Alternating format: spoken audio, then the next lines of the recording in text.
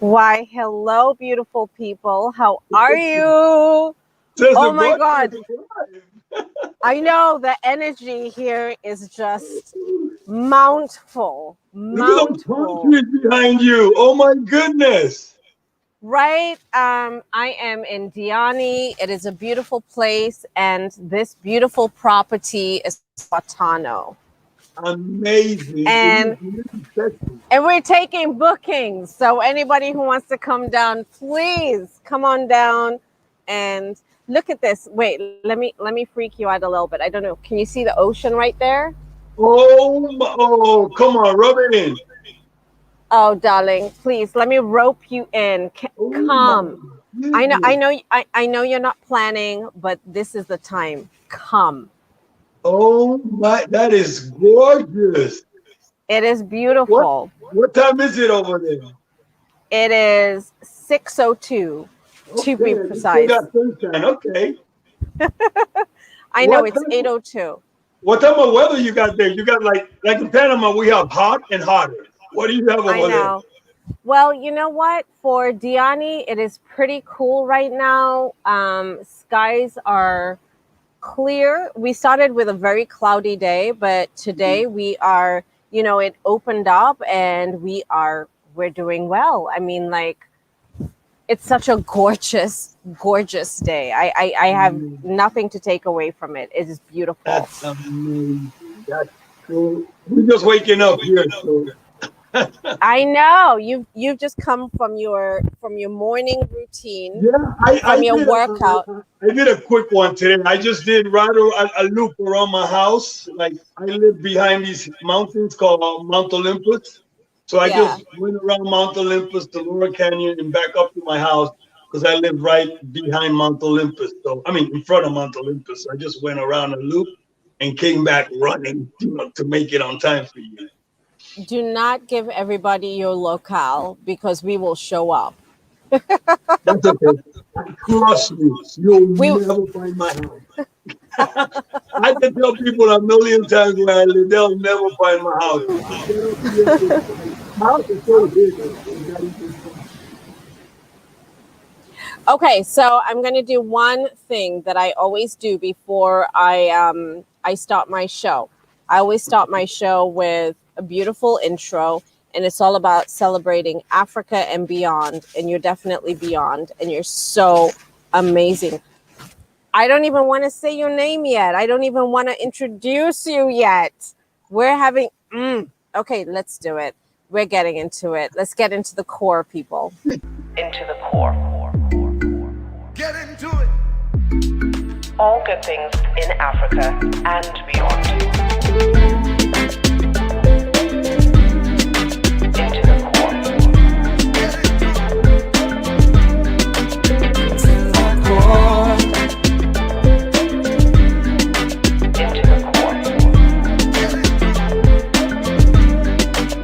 Into the core.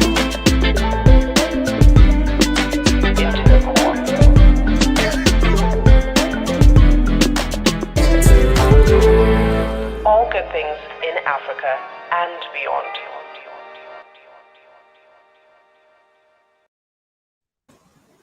So definitely a celebration of Africa and beyond. And I would love to introduce my guest. My guest today is Omar Alberto from Panama via New York City, via Milan, via LA, via, oh my gosh.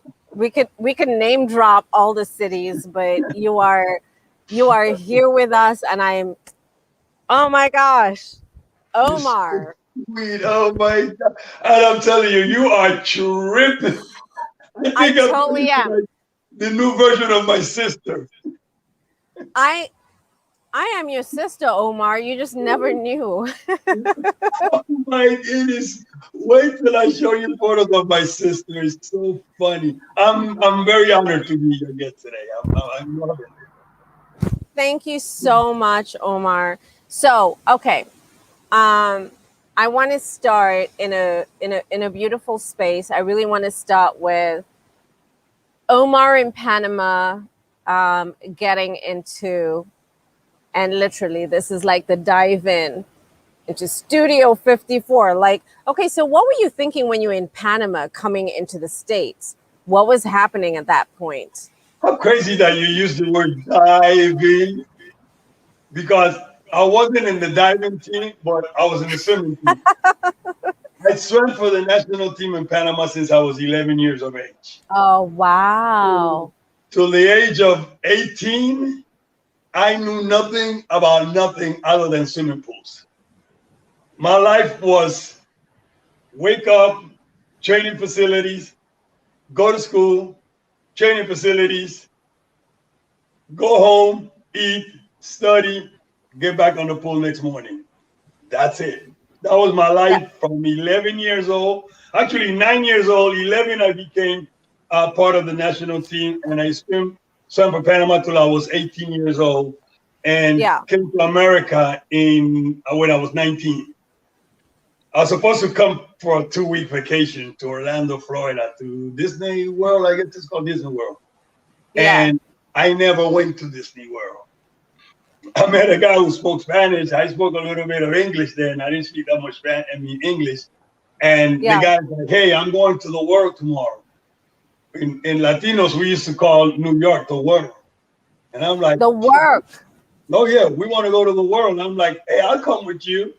So my brothers already were living in New York City. So I called my brother and I said, hey, I'm in Miami and I'm going to come to New York tomorrow. He's like, oh, let me get you a ticket. I said, no, I'm going to take a bus with this guy I just met and get to learn, see the country. And we went on a bus, got off at times Port Authority with my Yeah. luggage, and we Yeah. walked around Times Square. These are the days where Times Square was Times Square, not the Times Square that you see today, which is a Right. big tourist trap. Back in those days, Times Square was hood. I mean, Yeah. there were pimps, hustlers, prostitutes. You name it, bumping They into got it. you. And I saw a line it's a very funny story. I saw this line at a movie theater, and it was a double header. It was Saturday Night Fever and Superfly. Oh my gosh. And it was $2.50 for the double header. So my brother and I, we took my luggage to the car, came back, stood online, and watched the movie. So my introduction to America was, do I want to be Tony Manero from Saturday Night Fever, or do I want to be, Superfly Priest from Superfly? So, Right. honey, I was messed up from jump. It You was know, a wrap. it was around the minute I came in, but no, I went to school, Midwood High School in Brooklyn. That's where my brother lived. Graduated, and within 6 months, my dad had gotten us tickets to go see a play, Zorba the Greek, on Mm-hmm. Broadway. Saw the play. My best friend Ricardo, Ricky, he came from Panama with me, and we saw the play. Really didn't understand that much, but we thought Anthony Quinn was cool. And when we left the theater, But he is cool. oh, All he's right. cool. No, super cool. So when we left the theater, we're on Broadway, and if you look to your left is Central Park, you look to your right is Times Square. But when we look to our left, it's on 54th and 53rd. We looked at 54th Street and we see all these limousines coming up the street, and we're like, holy cow, what are all those limos coming from? Studio So we like, 54. oh, let's go check it out. And we started walking down the block, and we saw like literally like 300 people piled up on the street that nobody could go through the streets except they'll leave way for the limos to go through. And we saw the big awning that said 54. And Ricky looked at me and said, hey, B, that's that place we saw in the news where famous people go. I'm like, holy cow. So let's walk by and see if we see famous people. Right. So literally 300 people out there, and we just walking through the crowd. And Steve Rubell used to stand on top of a fire hydrant. He was shorter and just pick people out. Who is who was Steve Rebel Steve in Rubell was the essence to? creator and the owner of Studio 54. Oh, really? So he just wanted the beautiful people in the Oh, in yeah, the yeah, yeah. scene. Steve was All just one right. of them. director, producer of nightlife ever in my eyes. In my book, you Woo! can't touch it because Yeah. he handpicked you. I mean, Oh he had wow. an incredible ability to look right through people. Like he'll look, you'll be right in front of him. Hello, hello, honey, you're not getting in. Please stop it. And he was rude, but in a lovely way. And he Yes. looked at Ricky and I goes, those two right there. And I go, Oh me? wow. He said, you coming or you staying? I said, we're coming. And he gave us Wait. 2 tickets. So straight off the bus, bags in the trunk. Yeah, You two over there. Get yeah, on in. That was yeah. it. Yes, that's the day. I mean, it sounds horrible, but yeah, I was born that day.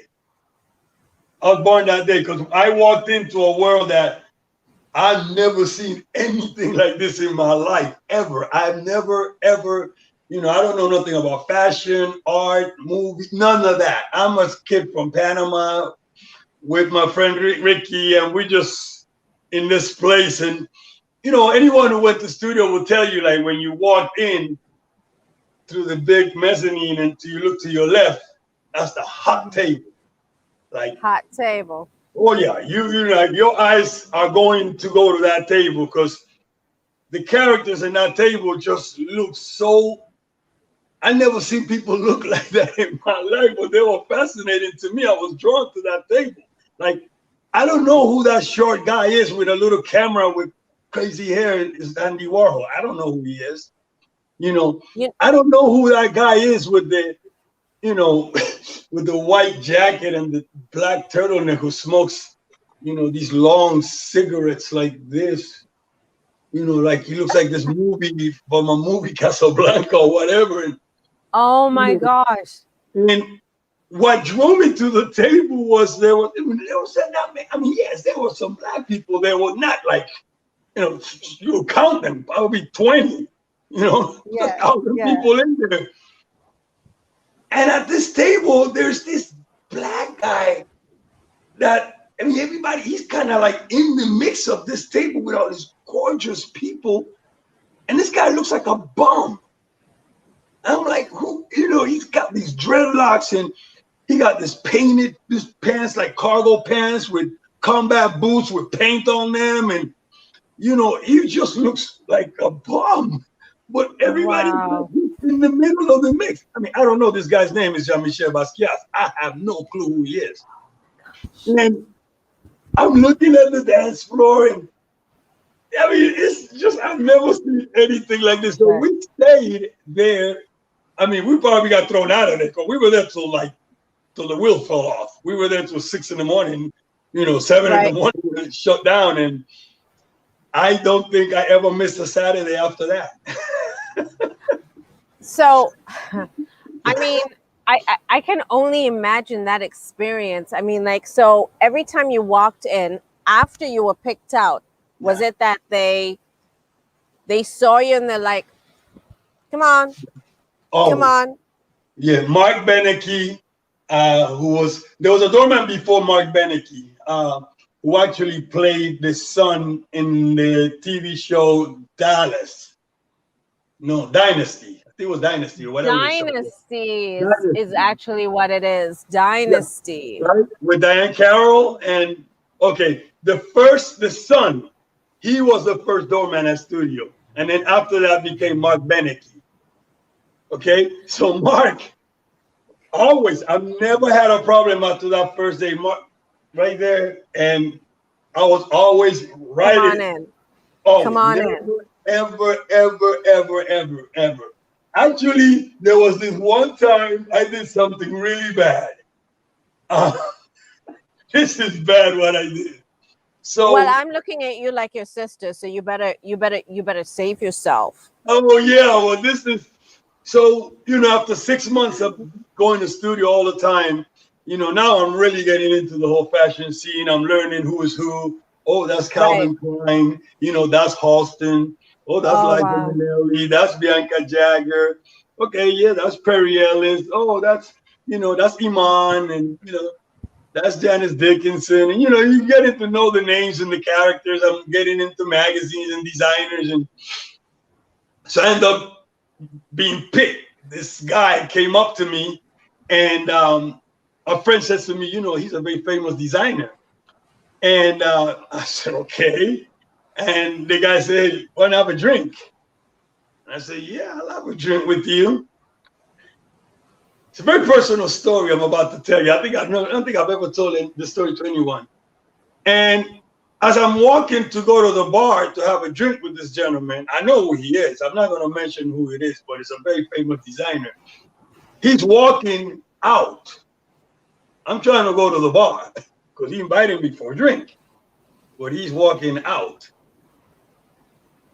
You get it? So I go, hey, where are we going? And he goes, oh, well, I thought we wanted to be more intimate and go to my hotel. And I go, oh, dude, okay. Oh, hold up. I go, hey, listen, like, I know who you are, man. And I don't know, probably I threw the wrong signals, or I don't know what they told you, but, like, you see that girl you saw me dancing with? Like, I'm really trying to get with her really, really bad. And I'm sorry, but, I like girls, And he said, oh, my God, have I offended you? I said, no, dude, I should have talked to you before, but now it's all good, And I'm like, I'm kind of not feeling too comfortable, dude, so I want to go back to my friends. So I did. I just bailed and went back to my friends. 3, 4, 5 weeks went by, and my friend who introduced me calls me and says, hey, can you come to my store? He had a store in it. He was one of the first guys to have a designer boutique, luxury boutique called Bellocchio Uomo, beautiful man, on Madison and 68th Street. His name was Arthur. I've not seen Arthur in possibly 40 years, so I have no clue. Wow. Arthur, beautiful guy. Him and his boyfriend Lawrence, they had this incredible store called Bellocchio Uomo. And he calls me and said, hey, can you come by my store? Something came in for you from Italy. I'm like, what? Yeah, I know who you're talking about. Really? I already clicked it ages ago. Yeah. Oh, yeah. This is 70s. Going into the 80s. So I go to his store, and it's a FedEx. It was either FedEx or DHL. I don't know what company. And I open it up, and it's a cashier's check for $750 and a one-way ticket to Milan with a letter. And it says, I don't know if you remember me, Omar, but I'm the designer, and I would love for you to be a model at my show. I'm like, oh, what? Me, a model? Like, he wants me to become a model. I'm so excited.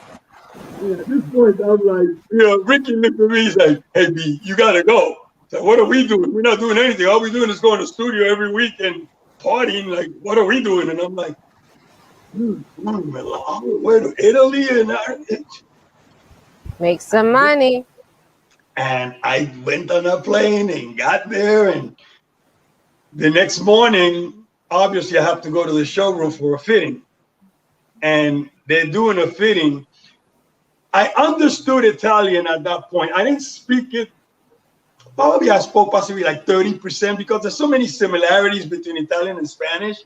And Spanish, yeah.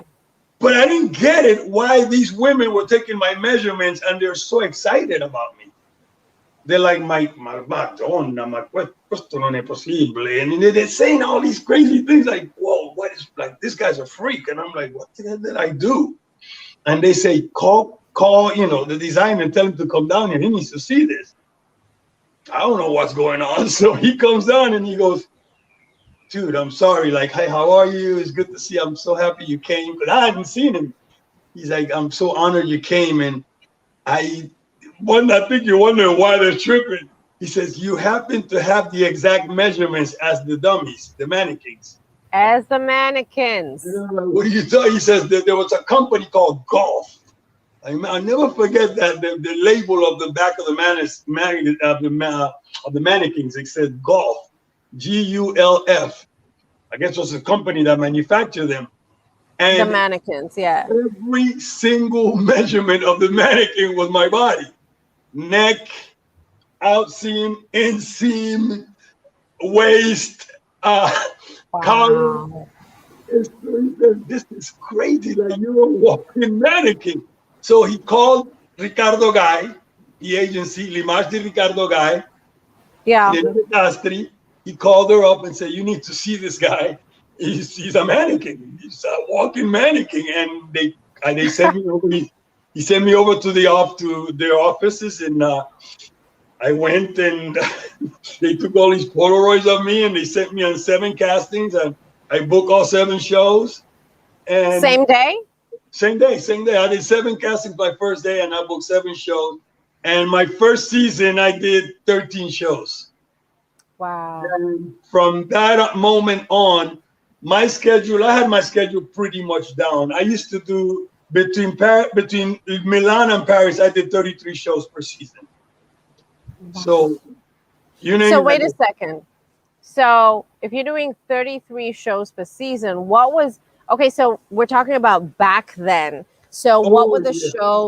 what were the shows paying back then? Oh, really? Listen, it was so funny because some shows were $350 I would get. Some shows I get $150. Some shows I just do trades. But overall, between $350, $500 a show. And Wow. a And that lot of was times, back then. That was in the 80s. So that's a heck of a lot of cash. oh yeah, I did very well. I financially, I was not mad. I was not mad at anybody. And my Yeah. money, basically, all I spent my money was going back. I went back to New York on hiatus. When I wasn't working in Milan, I would go to New York just to go to studio every weekend. Wow. No, you're not listening to me. Every I'm week. hearing you.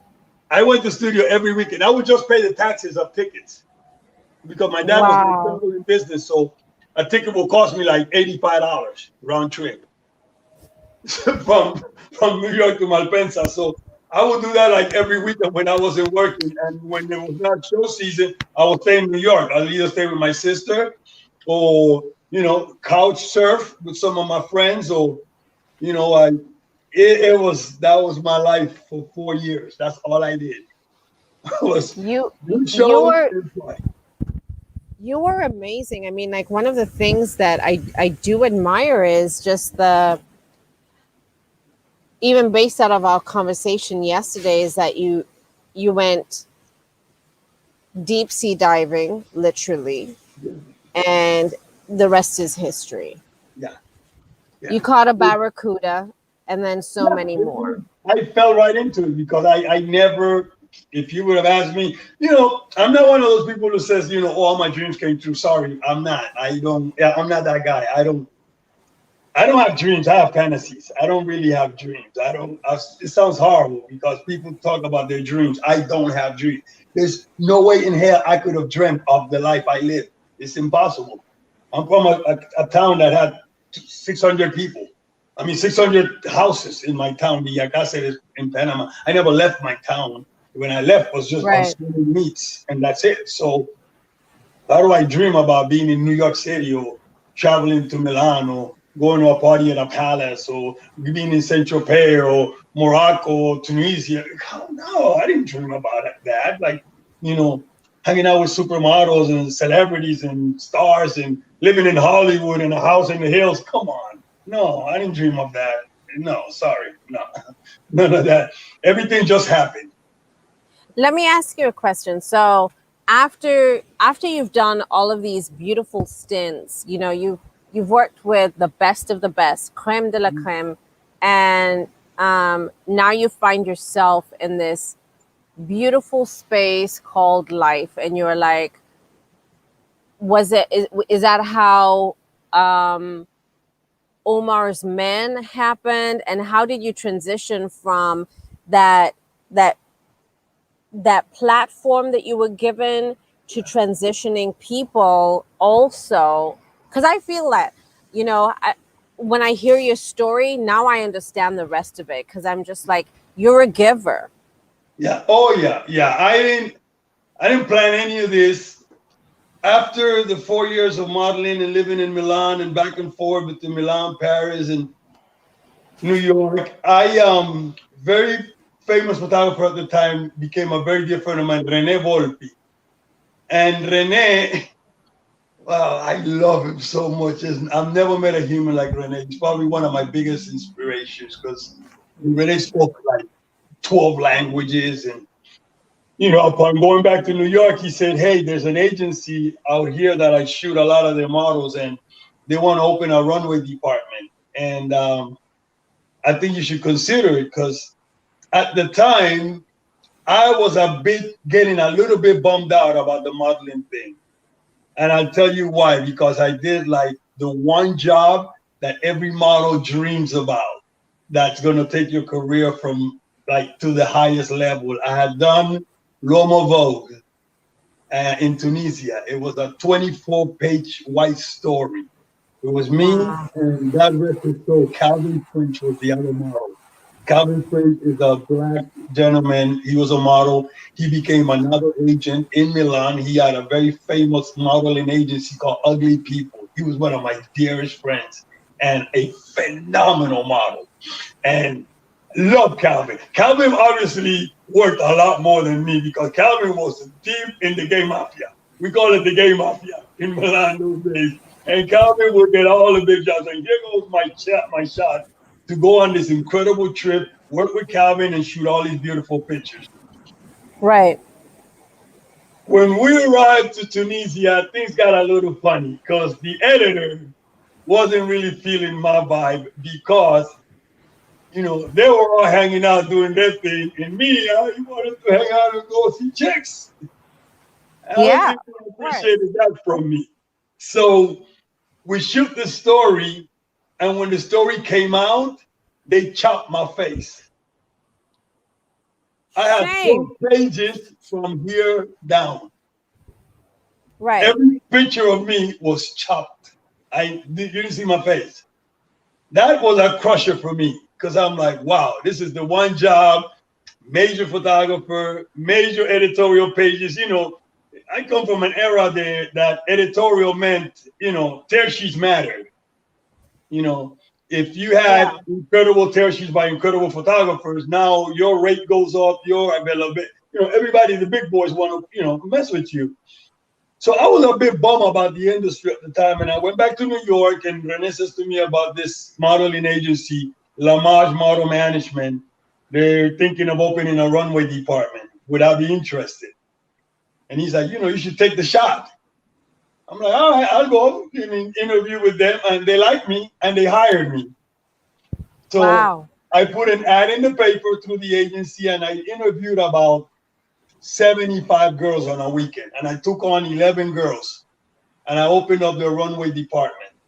And it was basically the days when New York City, you could actually earn money just being a showroom model. I would book girls for showroom, during market week. It would be a week or 2 weeks of market week. A girl could make $500 a day just getting clothes pinned up to her. And, there was fur week, bathing suit week, all kinds of, jewelry week, and, all these different market weeks. So a girl could make a good living. And I built the department so big that I think my first year I must have done over $1 million in billings. Wow. Started doing really, really good, and then And from that there, was and that was even without really trying oh because yeah, I didn't even know what I already, was doing. Yeah, it was just me getting on the phone and hustling. Those are the days you hustle in New York City. of Um, course. Listen, someone is at my door. Can I just check out really quick? Can I be 2 minutes? Yeah, Not even. absolutely. I just want to see Absolutely. who We're this is. live. It's all No right. one You comes do to my that. house this early. I love Omar. I don't know how you guys feel, but I absolutely love him. I mean, he's gone to answer his door because guys are showing up. But here's the thing is that how nonchalant his life has been. It's amazing. I'm just okay, so I'm sitting here in awe. I'm just like, okay, wait a second. Maybe I should also look for better lighting, guys. Um, anyway, until he comes back, hopefully the two of you will stick around. I don't know. I don't know. Well, the ocean is beautiful. Look at that, Diani. come and live, work in at Watano. It is absolutely stunning. You know, I don't know. Should I force myself into another angle? This is so crazy. The lighting just goes from completely beautiful to completely blur in 2 seconds. We should know these things. But you know what? I do like organic. Organic is beautiful.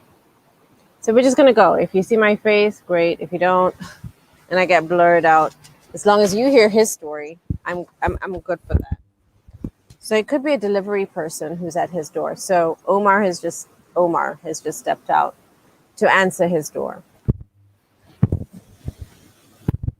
These are good times, man. These are good times. Like, I love people who just live. They live for living. And that's so important. It's so important just to be like, and also just really be yourself while you're doing it. Be unapologetic. Do it for you. Don't do it for the others. Amazing. I love it. All right, Omar, we're ready for you. I'm back. I'm back. I'm back. I I'm didn't back. think you I'm so could hear me. sorry. No, it was Amazon. Oh, I told you it was a delivery, guys. Yeah, it was Amazon. I'm like, whoa, because they hate coming up with. You have to come up like one, two, three, five flights of stairs to get up to my house. That's why I Oh, said it's always nice. difficult to get to my house because you cannot see my house from the street. I'm at the very You got, top of the mountain. You yep, know, you got to walk up. so Okay, so tell me. yeah, so So, I okay, so started doing you, this. I started booking models, and all I right. started with women first. Um, I want to get into the men. yeah, Is Coochie like that? Because I'm just like, come on. yeah, she is. It was. Yes, Listen, she's I my kindred enjoyed it. sister. I enjoyed it a lot, booking women, but something really happened again. It always with me. It just happens. I happened Yeah. to be on my terrace in New York. My office was on 64th and Madison. Now I'm on my terrace smoking a cigarette with a couple of my mates, couple of my models, and a limousine pulls up. I'm on the 11th floor and I'm looking down at this limousine. And who Right. comes out of the limousine is Bianca Jagger. Oh And my she was gosh. going into Duane Reade, which is the drugstore that was right next to my office downstairs. Yeah. So I ran down with my assistant because I used to have a huge crush on her. So I told her, I said, let's go down and we'll pretend that we're shopping. And then I could walk through an aisle and then go straight and, I get to see her face to face and, throw my little Spanish rap and see what happens. But as I exit my building and I dash to my left, I bump heads with a kid. I mean, we busted our heads. And it didn't bleed or anything, but we just went boom. And I'm like, oh. And he goes, oh, I'm sorry, dude. Are you okay? I'm like, yeah, I'm good. And my assistant goes, oh my God, he's so beautiful. Who are you? And I'm like, what do? You a model? He's like, no, I'm just, coming from school. I'm going home. Like, you want a model? And he's like, I mean, I guess, I don't know. I go, why don't you get a haircut and come back and see me? And this kid ran to Spanish Harlem, got a haircut, and came back. Do we He know changed my life. him? He changed my life. His name is Billy Worth. Billy Worth was Wow. very famous for a movie called The Lost Boys. The what? Lost Boys was a vampire movie. Remember? Oh, I remember that. Jason Yes. Patrick, Kiefer Sutherland. Billy was the one with the long jet black hair. He was one of the vampires. Oh. And Billy became my first male model. And I'll never forget, I mean, till this day, I just saw Billy last week, and Billy's one of my best friends. He's my brother. Since 1981, I've known Billy. And, Yeah. we have a whole journey that we've spent together. I could write a book just on my life with Billy because as I say, he's my brother. Yeah. And I never wanted to book women after that. Because I went, this is some other type of shit here. I mean, with a guy, with women, I felt that it was such a grind for me. And Mhm. sometimes, a girl don't go to work because she had a fight with her boyfriend that night before, or that time of the month for women when they can't go to work that next day for that reason. And, I Stop felt like, judging us. I know, right? And I'm like, okay, I'm working my ass off to get you a job, and now you're not going to work because you haven't beef with your boyfriend or you this or that. I'm not having it. With a guy, I'm not having it. A guy, honey, I have that situation with my boys, and I get to that later where my boy's like, oh, I'm not going to work. Oh, yeah, you are going to work.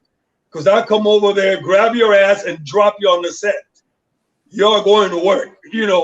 You can't talk to a girl like that. Well, with a guy, it's a different story. So I took on Billy, and things just started ramping up in my world. Like, kind of buzz started going through New York City about this guy Omar, who has a couple of cool guys.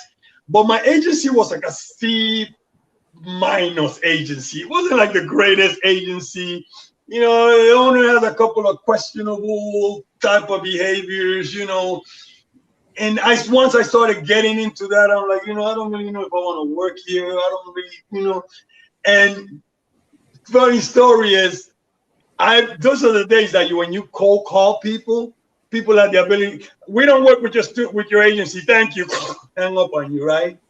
So I Right. couldn't get in. Those days, Ford, Wilhelmina, Elite, those are the big monsters. Zoli.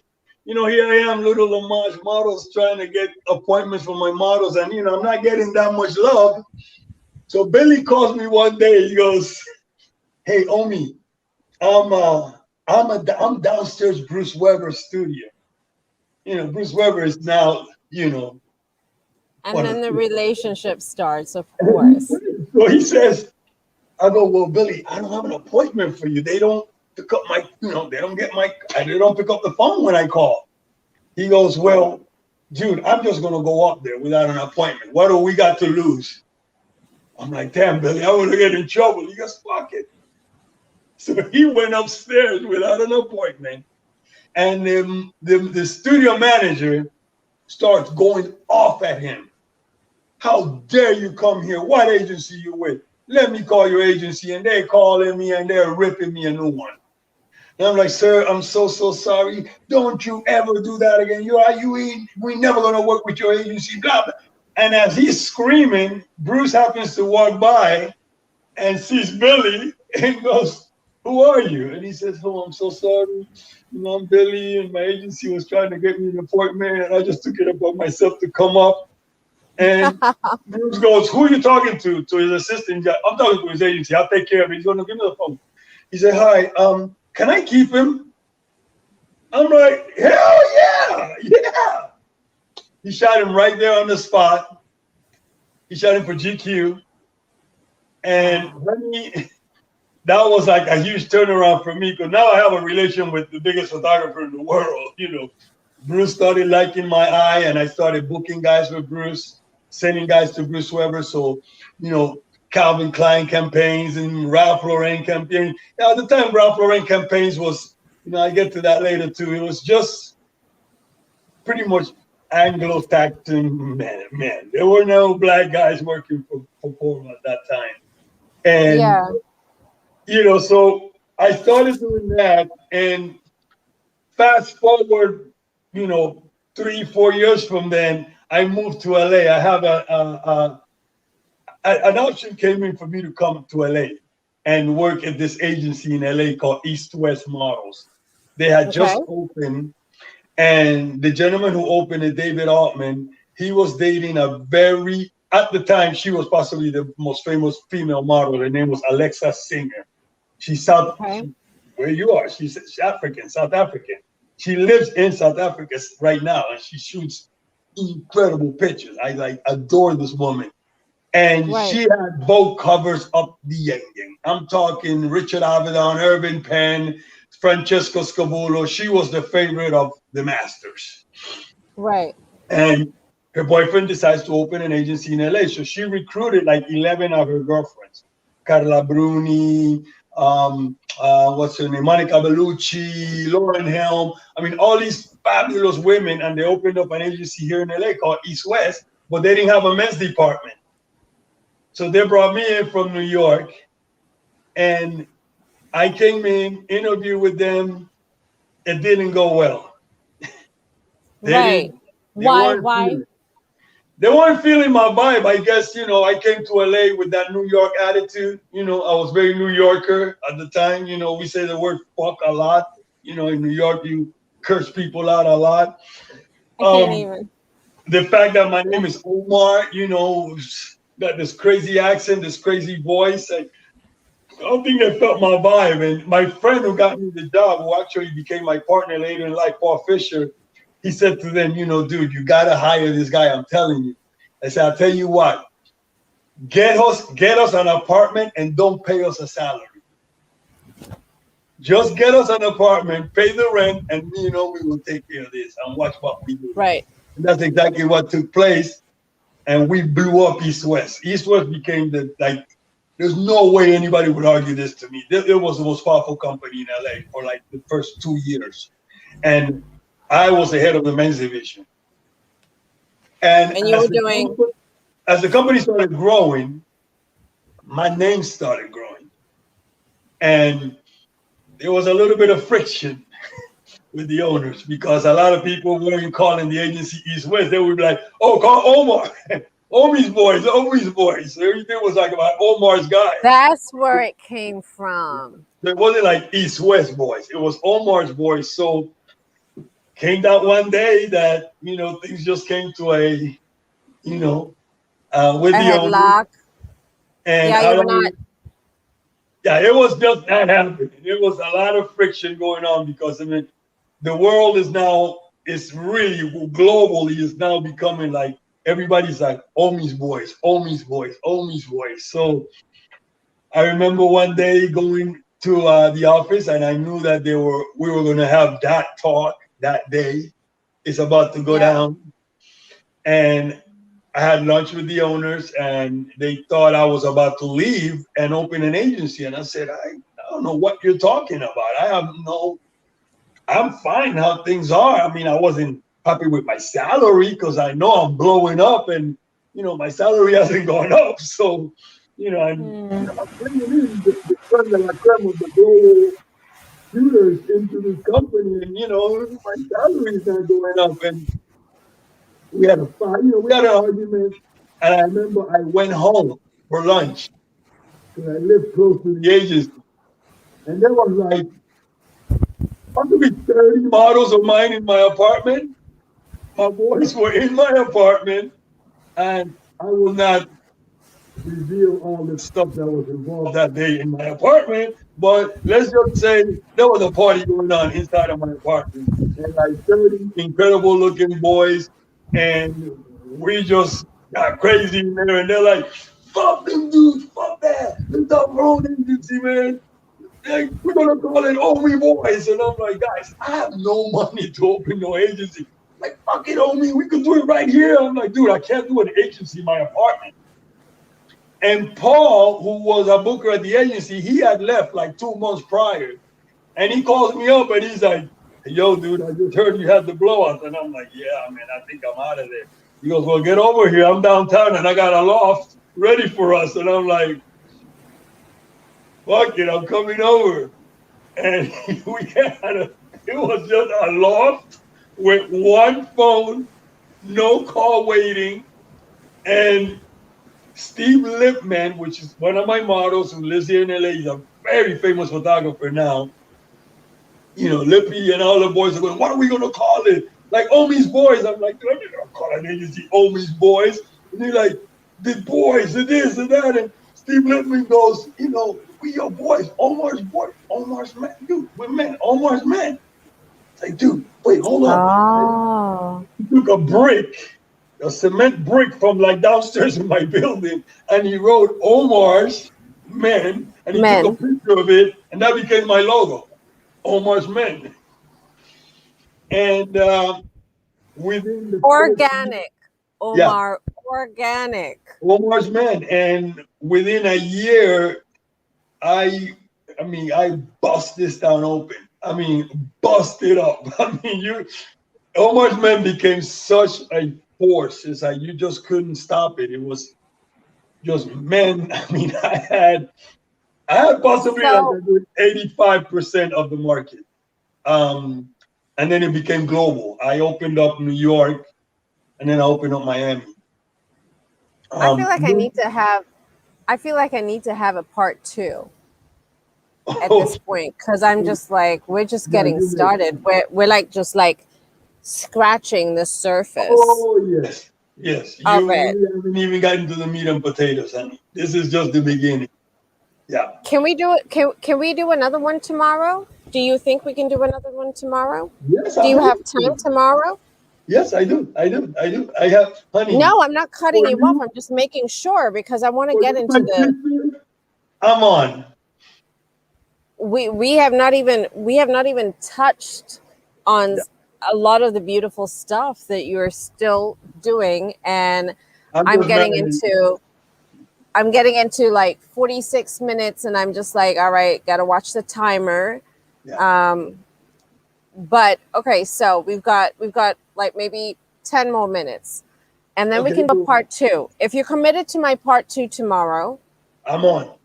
I'm I'm waking you up a committed to little part bit two. earlier. We got part two coming up tomorrow. Perfect. I Not love a it. problem. Okay, So, so let's so talk about. Mhm. so we continue. I did Omar's Man LA. We started doing extremely well. And then I opened New York inside of the most famous photographer at the time was Herb Ritz. And Herb, So you've met Herb Ritz like through just your general scene at oh, that point. Herb was a game changer for me. Herb is in my heart. Herb and I, those days, I think I'm comfortable enough saying that 75% of the images of men that you saw of Herb Ritz were all my eyes. Herb never casted many Wow. models with me. He was just, his office will call my office and just tell Omi, Herb used to talk like that. And he said, well, tell Omi that I'm doing Versace these days, and these days I'm doing Armani, and these days I'm doing Evian water. And I would just put the faces. I would just put the Wow. faces. And Herb would just shoot it, never question me. I mean, we had stories of boys that I booked with Herb where Herb would call me and say, oh my God, Omar, you didn't tell me the boy was only 5'9". The client is so upset. And I'm like, well, tell them to I said, Herb, just put him up on some blocks, focus, tell the client to look through the lens. If they don't like what they see, I'll pay for the production. Never failed. We Never. never failed.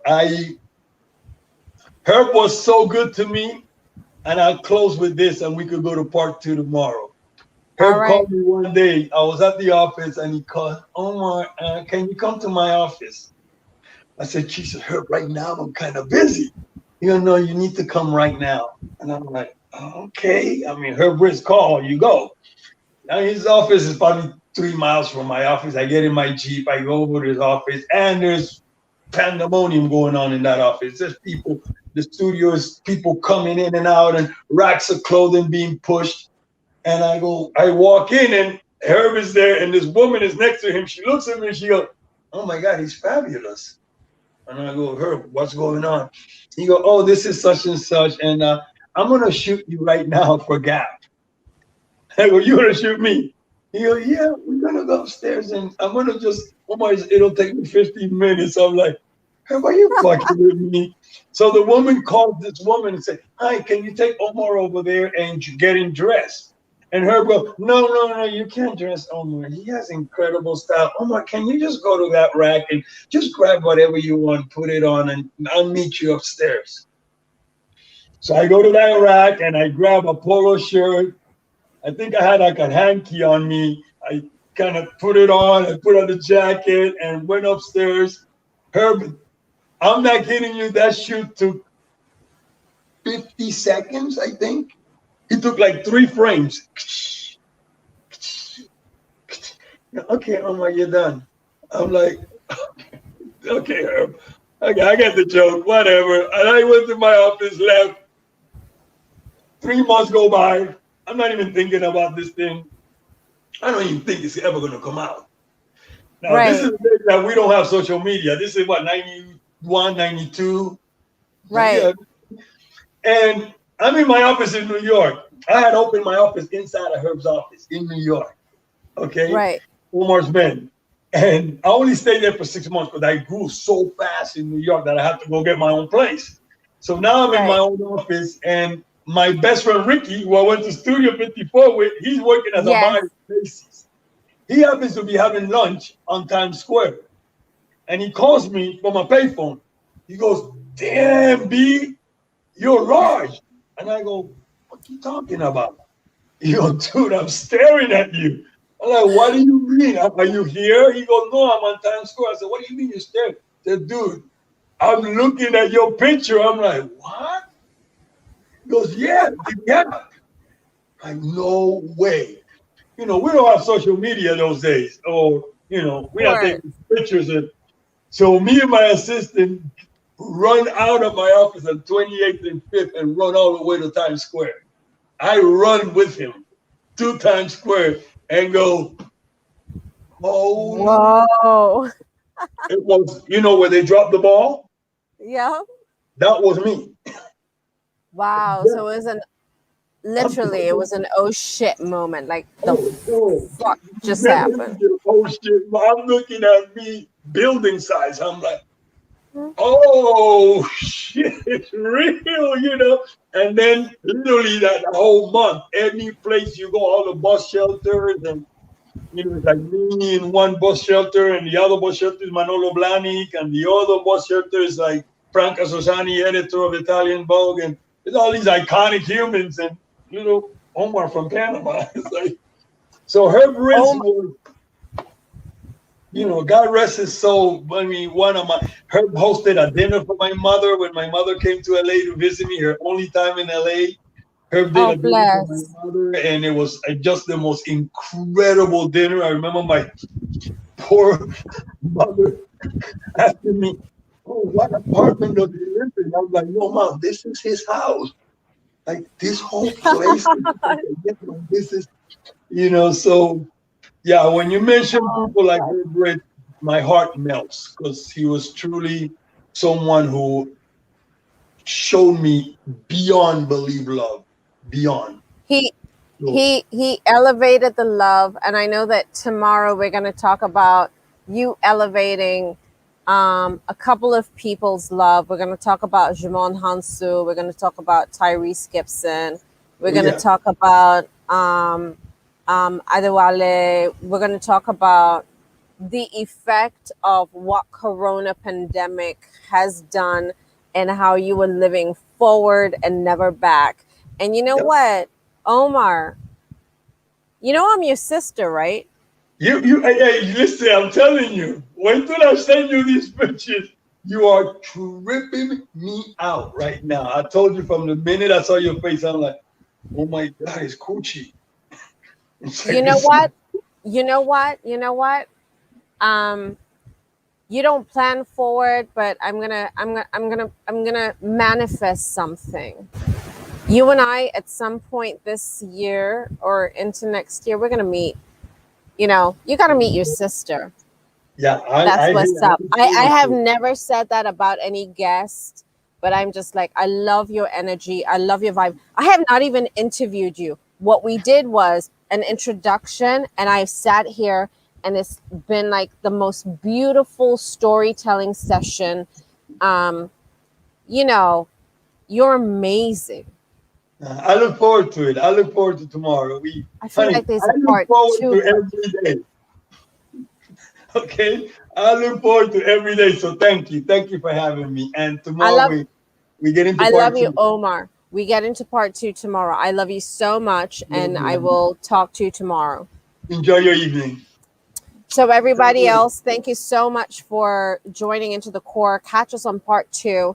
I'm going to post it up. I'm going to create the podcast tonight. Make sure you log in. Let's follow in on the story. Let's be inspired. That's what we do. We inspire. And There we we got go. to understand how we connect with people, how we bridge in with people. So important. So important. Like just sharing love and spreading love. There we go. Ciao. Thank you, amor. Ciao. Ciao, Omar. Ciao.